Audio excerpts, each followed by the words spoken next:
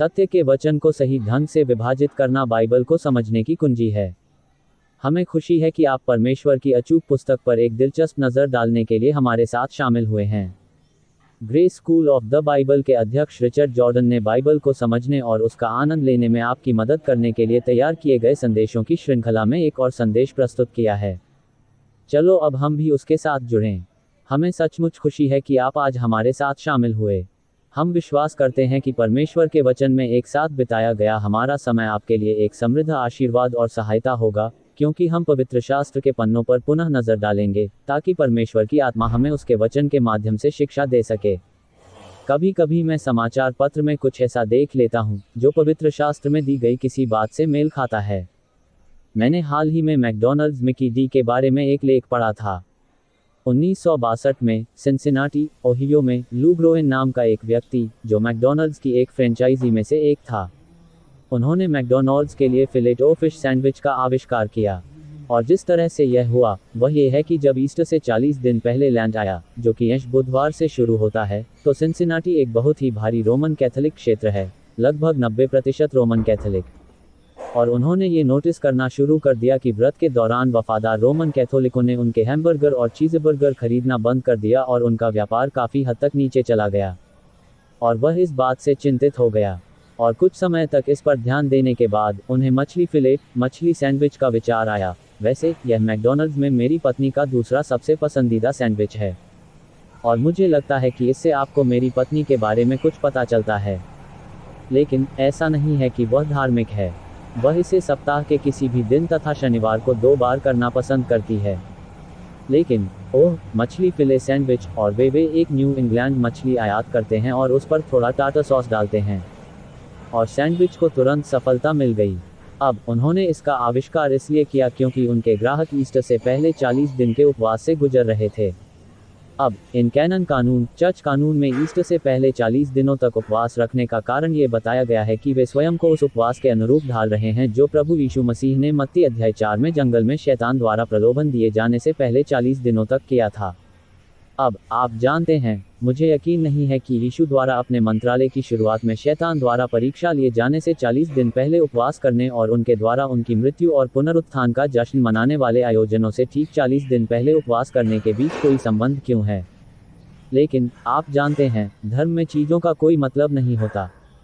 ठीक है, मैं समझता हूं कि मेरा कहना यह है कि स्पष्ट रूप से 40 दिन के उपवास और धार्मिक कैलेंडर का प्रभु यीशु मसीह के 40 दिन के उपवास से कोई लेना देना नहीं है।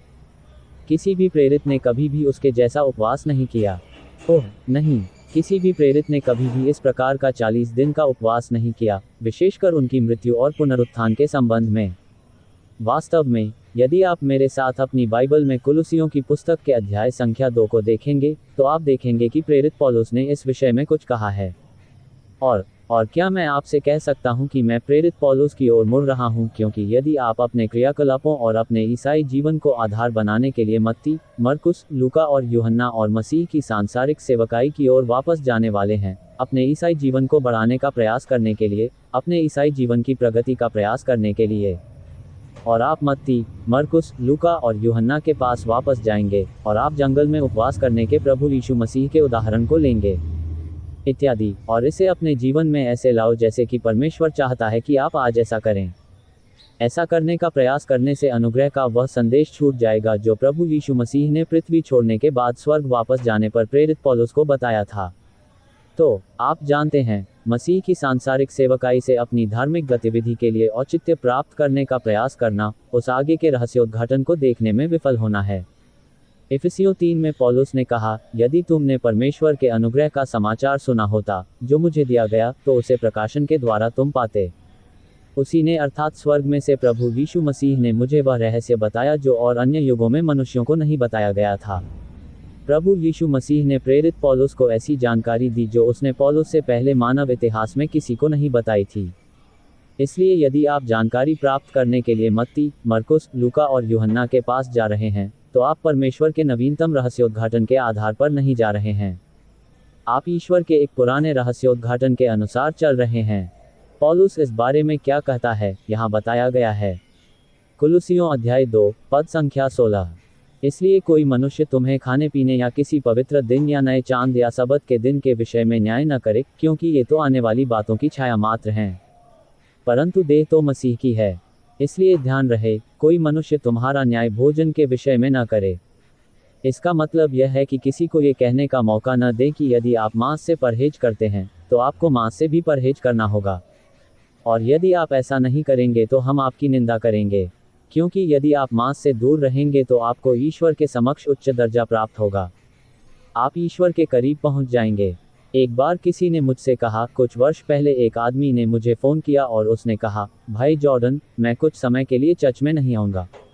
मैंने कहा, ठीक है, मुझे बताने के लिए धन्यवाद। उन्होंने कहा, मैं आपको बताना चाहता हूँ कि क्यों। उन्होंने कहा, मुझे पता है कि आपको ये पसंद नहीं आएगा, लेकिन मैं आपको बताना चाहता हूँ कि क्यों। मैंने कहा, ठीक है, बताओ। वह कहता है, ठीक है, मैं और मेरा दोस्त उपवास करने जा रहे हैं। और मैंने कहा, हाँ, ये दिलचस्प है। आप जानते हैं, मैं स्वास्थ्य कारणों से कभी कभी उपवास रखता हूँ। मुझे नहीं मालूम कि मैं उपवास क्यों कर रहा था। मैंने कहा, क्यों, आप उपवास क्यों करने जा रहे हैं? उन्होंने कहा, हम ईश्वर के करीब जाने की कोशिश कर रहे हैं, ईश्वर के करीब जाने की कोशिश कर रहे हैं। मैंने कहा, ठीक है, अब एक मिनट रुको, अब तुमने मेरा ध्यान आकर्षित कर लिया है। छोटी कविता कहती है, ईश्वर के निकट। सुनो, अब मैं इससे अधिक निकट नहीं जा सकता, क्योंकि उनके पुत्र के रूप में मैं भी उनके जितना ही निकट हूँ। जब परमेश्वर ने अपने निज पुत्र को भी न रख छोड़ा, परंतु उसे तुम्हारे लिए दे दिया, तो वह उसके साथ तुम्हें और सब कुछ क्यों करना देगा। ये रोमियो 8 पद संख्या 32 है। खैर, काफ़ी करीब है। दूसरे शब्दों में, यदि परमेश्वर आपसे इतना प्रेम करता है, आपको इतना महत्व देता है, आपके साथ इतने उत्साह से संबंध चाहता है कि वह आपको सबसे अधिक मूल्यवान संबंध दे सके, तो वह संबंध उसने अपने पुत्र के साथ बनाया और उसे आपके पाप के लिए बलिदान और भुगतान के रूप में दे दिया। अपने पापों का पूरा कर्ज चुकाएं, आपके साथ जो भी गलत हुआ है उसके लिए भुगतान करें, फिर उसे वापस जीवित करें ताकि वह आपको जीवन दे सके। आपको ऐसा क्यों लगता है कि अगर उसने आपके लिए ये सब किया है, तो वह कुछ छिपा रहा है? कुछ ऐसा जो पिता के लिए यीशु से भी अधिक मूल्यवान है। उसने तुम्हें मसीह दिया, लेकिन यहाँ कुछ ऐसा है जो उसने तुम्हें अभी तक नहीं दिया है। इसलिए यदि आप कुछ करेंगे, तो वह आपको वह दे देगा। आप देखिए कि यह कितना हास्यास्पद है, यदि उसने आपको वह सबसे बड़ी चीज़ दे दी जो उसके पास थी। आपको क्या लगता है कि वह क्या रोक रहा है? ईश्वर के अधिक निकट। मैं इससे अधिक निकट नहीं जा सका, क्योंकि उनके पुत्र के रूप में मैं उनके जितना ही निकट हूँ। ईश्वर के लिए उनसे अधिक प्रिय मैं नहीं हो सकता, क्योंकि उनके पुत्र के रूप में मैं भी उतना ही प्रिय हूँ जितना कि वे। यही कारण है कि वह सामान काम नहीं करता है। यही कारण है कि सारी धार्मिक मशीनरी है। ओह, मुझे पता है लोग क्या करते हैं। वे वापस जाकर कहते हैं, ठीक है, यीशु ने उपवास किया था, इसलिए यदि हम उपवास करें, तो हम भी उपवास करेंगे। नहीं, आप ऐसा नहीं करेंगे। नहीं, आप ऐसा नहीं करेंगे। आप देखिए, इसका आज हम जो हैं उससे कोई लेना देना नहीं है। और यदि तुम सत्य के वचन को सही ढंग से बांटना जानते हो, तो जाओ। बाइबल में अपने निर्देश खोजने के लिए जहाँ भी जाना हो, वहाँ जाए। परमेश्वर के नवीनतम रहस्योद्घाटन को पहचानें और उसके अनुसार जीवन जिएं। आप इस तरह की धार्मिक मूर्खता में नहीं फंसेंगे। तुम देखो वह क्या। इसीलिए वह कहता है, इसलिए कोई भी मनुष्य तुम्हारा न्याय न करे, न खाने पीने के विषय में, न पवित्र दिन, न नए चांद, न सबत के दिन के विषय में।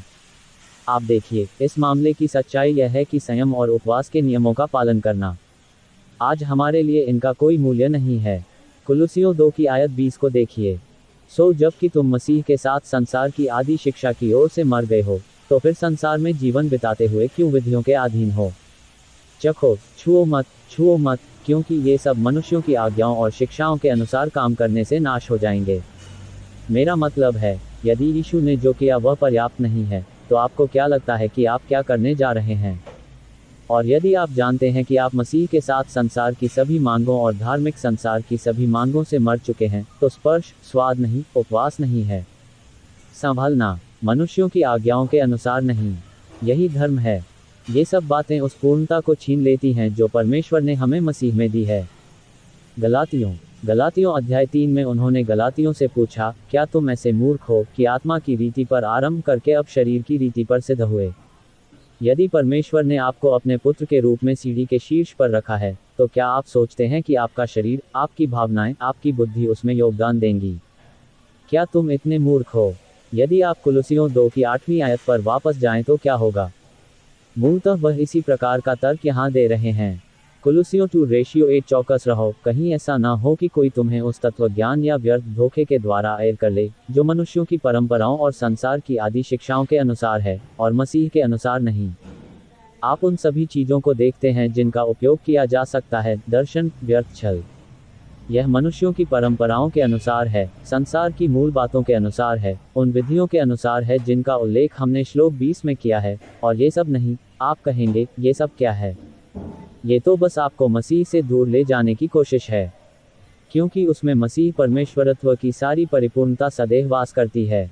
इससे बेहतर कुछ नहीं हो सकता, और तुम उसी में पूरे हो जाओ, जो सारी प्रधानता और अधिकार का शिरोमणि है।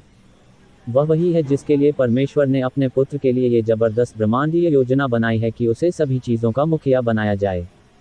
और क्या आपको पता है, उसने तुम्हें अपने अंदर रखा है और तुम्हें संपूर्ण बनाया है। लोग कहते हैं, भाई रिक, मैं अभी भी पूर्ण महसूस नहीं करता, मैं संतुष्ट महसूस नहीं कर रहा हूँ। लड़का, मैं ये जान गया हूँ कि परमेश्वर ने आपको मसीह में किस रूप में बनाया है और आप संतुष्ट हुए बिना नहीं रह सकते।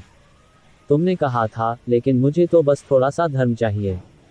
उसी में तुम्हारा भी वह खतना हुआ जो हाथों से नहीं किया गया, अर्थात मसीह के खतने से शरीर की पापों समेत देह उतार दी गई, और उसी के साथ बपतिस्मा में गाड़े गए, और उसी में परमेश्वर की शक्ति पर विश्वास करके उसके साथ जी भी उठे, जिसने उसे मरे हुओं में से जिलाया। ये इस्राएल राष्ट्र के लिए 2 महान पहचान अध्यादेश हैं, खतना और बपतिस्मा। पौलुस कहता है, तुम्हें इस्राएल के हाथों से किए गए शरीर के खतने की आवश्यकता नहीं है। आपका खतना बिना हाथों के किया गया है। आपको यीशु मसीह के साथ एकता में रखा गया है, और आप उसके साथ मर गए हैं। तुम उसके साथ मर चुके हो, और फिर आप उसके साथ बपतिस्मा लेते हैं। आप भी बपतिस्मा द्वारा मृत्यु में उसके साथ दफनाए गए हैं। और ऐसा तब नहीं होता जब एक प्रचारक भी विश्वास के द्वारा उसके साथ जी उठता है।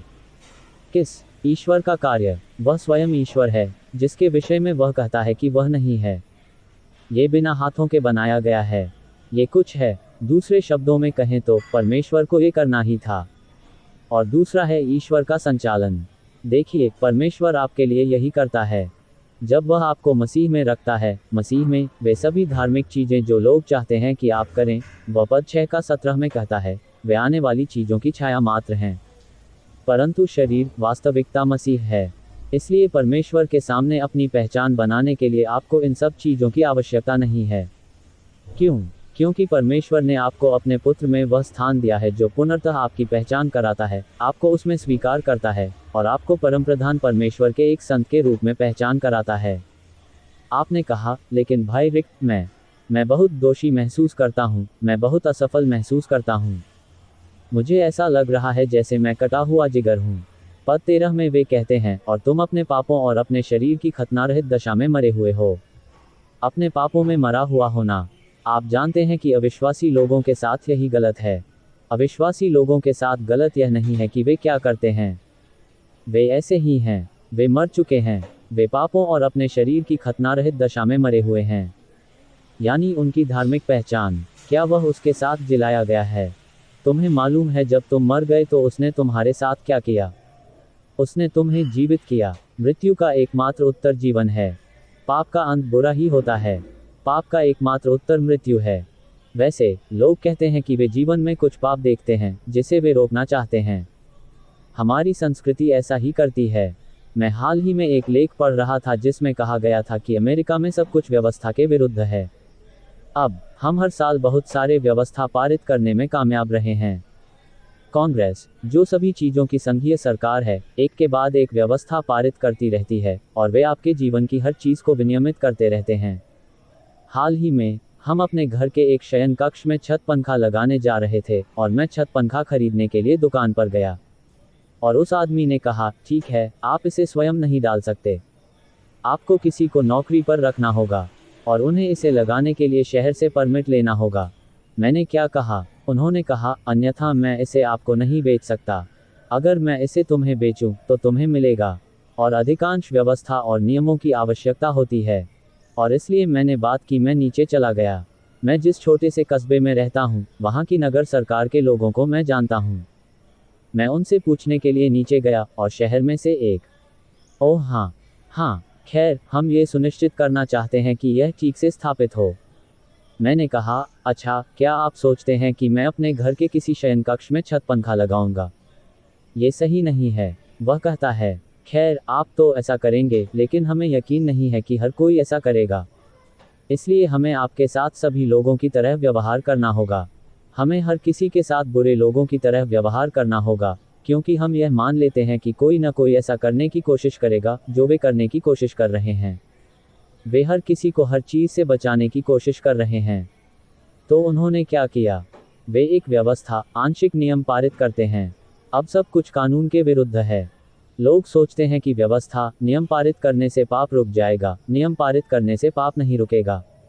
तुम्हें पता है लोग क्या करते हैं? वे बस इसके चारों ओर घूमते हैं। नहीं, मुद्दा यह है कि लोग कहते हैं कि हम नहीं चाहते कि लोग ये कार्य करें, हम इसके खिलाफ कानून पारित करते हैं। क्या इससे वे रुक जाते हैं? नहीं, वे फिर भी जाकर ऐसा करते हैं। तो फिर हम क्या करें? हम उन्हें पकड़ लेते हैं और जेल में डाल देते हैं, उन्हें सलाखों के पीछे डाल देते हैं और कहते हैं, इससे तुम रुक जाओगे। क्या यह आपको रोकता है? नहीं, यह इसे बस थोड़ा सा सीमित कर देता है। क्या आप जानते हैं जेल क्या होती है?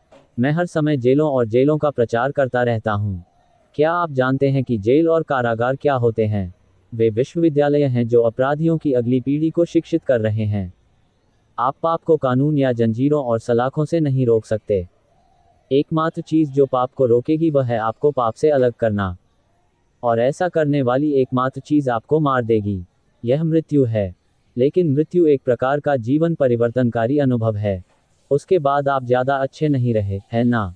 यही कारण है कि दुनिया के सारे नियम और कानून काम नहीं करते। रोमियो अध्याय 3 कहता है कि व्यवस्था के द्वारा पाप का ज्ञान होता है, अर्थात व्यवस्था।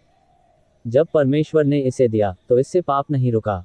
जब आपने इसे किया तो इसने बस इसकी ओर इशारा किया। इसीलिए रोमियो के अध्याय 8 में, जब प्रेरित पौलुस इसका वर्णन कर रहा है, तो वह इस बारे में बात करता है कि व्यवस्था क्या नहीं कर सकती थी, और यह कि वह शरीर के कारण दुर्बल थी। परमेश्वर ने अपने ही पुत्र को पापमय शरीर की समानता में भेजकर, पाप के लिए, शरीर में पाप की निंदा की। उसने शरीर में पाप की निंदा कैसे की? उसकी मृत्यु हो गई। मैं वापस जाता हूँ। पाप का एकमात्र उत्तर मृत्यु है। एक कानून, एक नियम, एक धार्मिक अधिकार पाप को नहीं रोक पाएगा। पाप तो बस परमेश्वर के विरुद्ध विद्रोह है।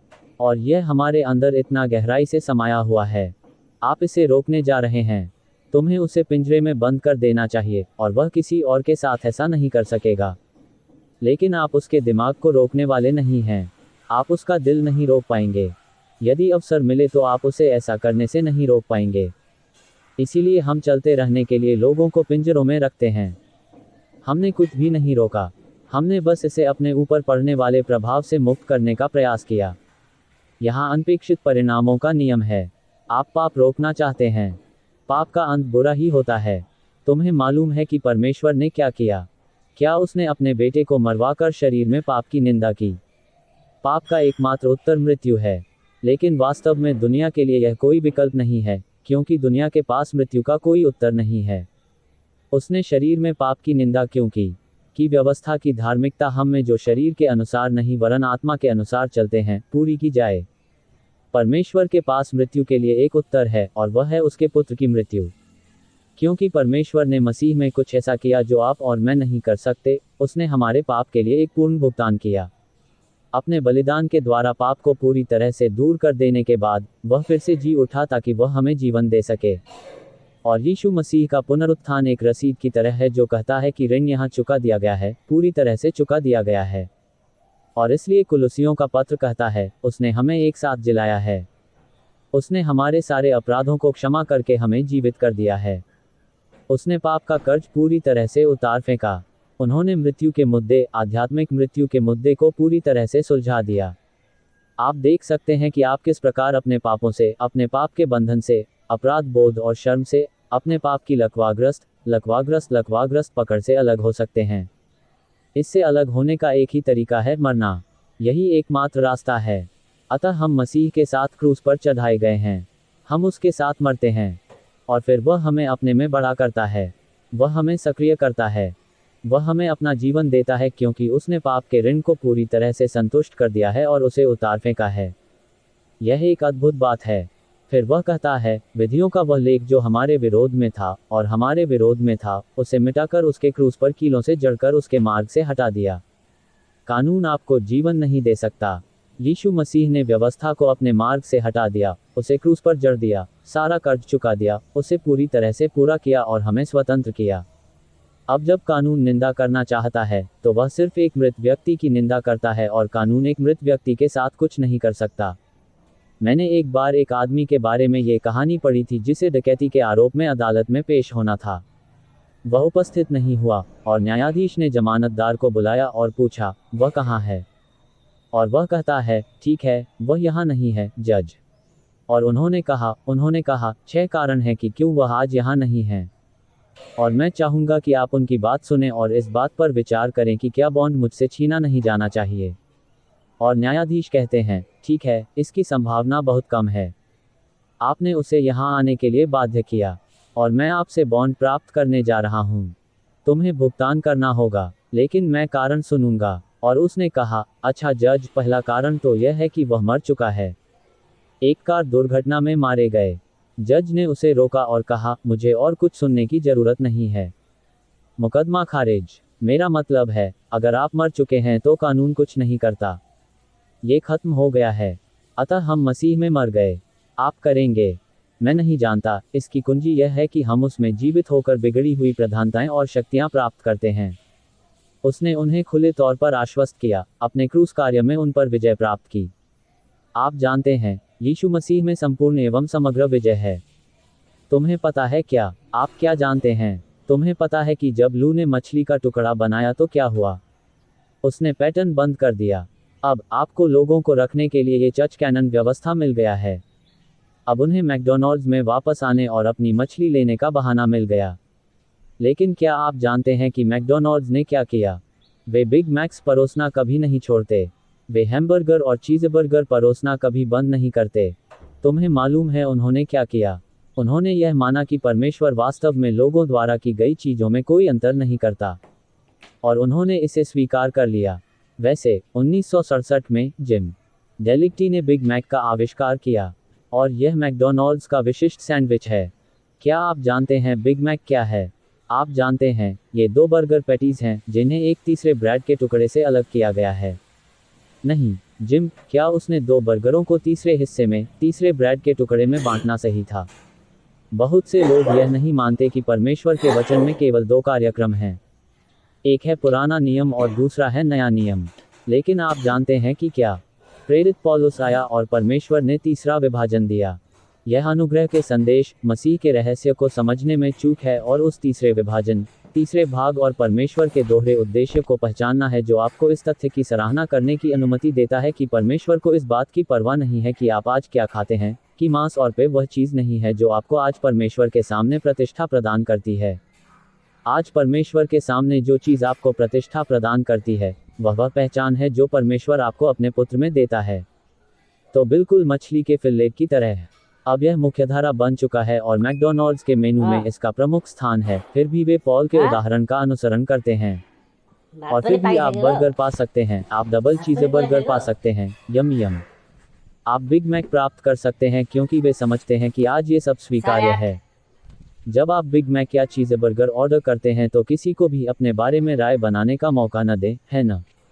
चाहे वह लैंड हो, कैसर हो या कोई अन्य मौसम हो, इस बात पर अपना रुख बनाए रखें कि परमेश्वर ने आपको मसीह में क्या बनाया है। अब मैकडॉनल्ड्स का इससे कोई लेना देना नहीं है। मैंने इसे केवल एक उदाहरण के रूप में प्रयोग किया है, लेकिन मैं आपको मसीह में आप कौन हैं इसकी वास्तविकता बताऊंगा और उसमें पूर्ण होने की समझ और यह समझना कि यह सोचना कितना मूर्खतापूर्ण है कि आपके कार्यकलाप, आप क्या करते हैं, आप क्या नहीं करते हैं, छूते नहीं हैं, चखते नहीं हैं, छूते नहीं हैं, ये सब उपयोग के साथ नष्ट नहीं होते हैं। क्या तुम इतने मूर्ख हो कि तुम्हारी आत्मा से आरंभ होकर अब शरीर में सिद्ध हो गए? क्या मैं तुमसे कह सकता हूं कि मसीह में स्वतंत्रता है, मुक्ति है, क्षमा है, जीवन है, धर्म में नहीं, बल्कि उसमें, आपके अभिनय में नहीं, बल्कि आपके माध्यम से जिए गए उनके जीवन में। जैसे जैसे आप परमेश्वर के वचन की बुद्धिमानीपूर्ण समझ में विश्वास के साथ चलते हैं। इस कार्यक्रम का उद्देश्य यही है। इसीलिए हम सप्ताह दर सप्ताह यहाँ आते हैं। इसलिए मैं आशा करता हूँ कि जब हम यहाँ होंगे तो आप भी यहाँ होंगे। हमारा साथ देने के लिए धन्यवाद। मरनाथा।